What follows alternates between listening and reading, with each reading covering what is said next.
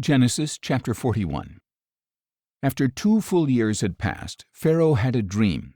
He was standing beside the Nile when 7 cows, sleek and well-fed, came up from the river and began to graze among the reeds. After them, 7 other cows, sickly and thin, came up from the Nile and stood beside the well-fed cows on the bank of the river. And the cows that were sickly and thin devoured the 7 sleek, well-fed cows. Then Pharaoh woke up, but he fell back asleep and dreamed a second time.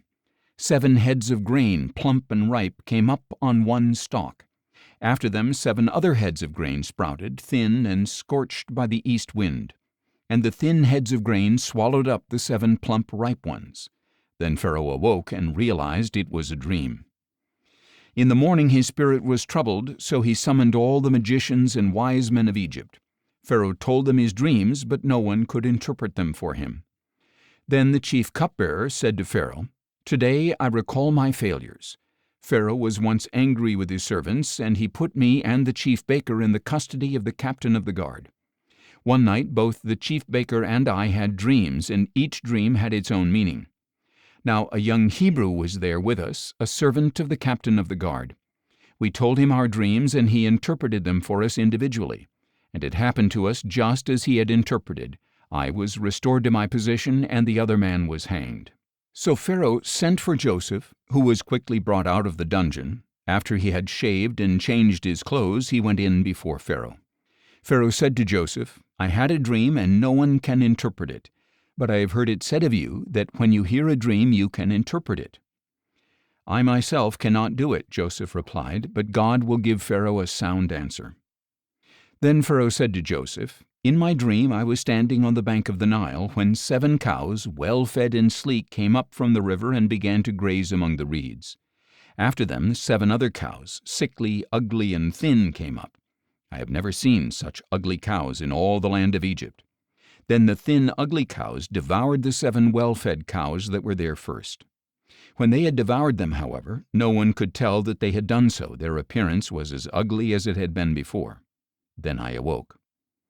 In my dream I also saw 7 heads of grain, plump and ripe, growing on a single stalk. After them 7 other heads of grain sprouted, withered, thin, and scorched by the east wind, and the thin heads of grain swallowed the 7 plump ones. I told this dream to the magicians, but no one could explain it to me." At this Joseph said to Pharaoh, "The dreams of Pharaoh are one and the same. God has revealed to Pharaoh what he is about to do. The 7 good cows are 7 years, and the 7 ripe heads of grain are 7 years. The dreams have the same meaning. Moreover, the 7 thin, ugly cows that came up after them are 7 years, and so are the 7 worthless heads of grain scorched by the east wind. They are 7 years of famine. It is just as I said to Pharaoh. God has shown Pharaoh what he is about to do. Behold, 7 years of great abundance are coming throughout the land of Egypt, but 7 years of famine will follow them. Then all the abundance in the land of Egypt will be forgotten, and the famine will devastate the land. The abundance in the land will not be remembered, since the famine that follows it will be so severe. Moreover, because the dream was given to Pharaoh in 2 versions, the matter has been decreed by God, and he will carry it out shortly. Now therefore Pharaoh should look for a discerning and wise man and set him over the land of Egypt. Let Pharaoh take action and appoint commissioners over the land to take 1/5 of the harvest of Egypt during the 7 years of abundance. Under the authority of Pharaoh, let them collect all the excess food from these good years, that they may come and lay up the grain to be preserved as food in the cities. This food will be a reserve for the land during the 7 years of famine to come upon the land of Egypt. Then the country will not perish in the famine." This proposal pleased Pharaoh and all his officials. So Pharaoh asked them, "Can we find anyone like this man in whom the Spirit of God abides?" Then Pharaoh said to Joseph, "Since God has made all this known to you, there is no one as discerning and wise as you. You shall be in charge of my house, and all my people are to obey your commands. Only with regard to the throne will I be greater than you." Pharaoh also told Joseph, "I hereby place you over all the land of Egypt." Then Pharaoh removed the signet ring from his finger, put it on Joseph's finger, clothed him in garments of fine linen, and placed a gold chain around his neck. He had Joseph ride in his 2nd chariot with men calling out before him, "Bow the knee."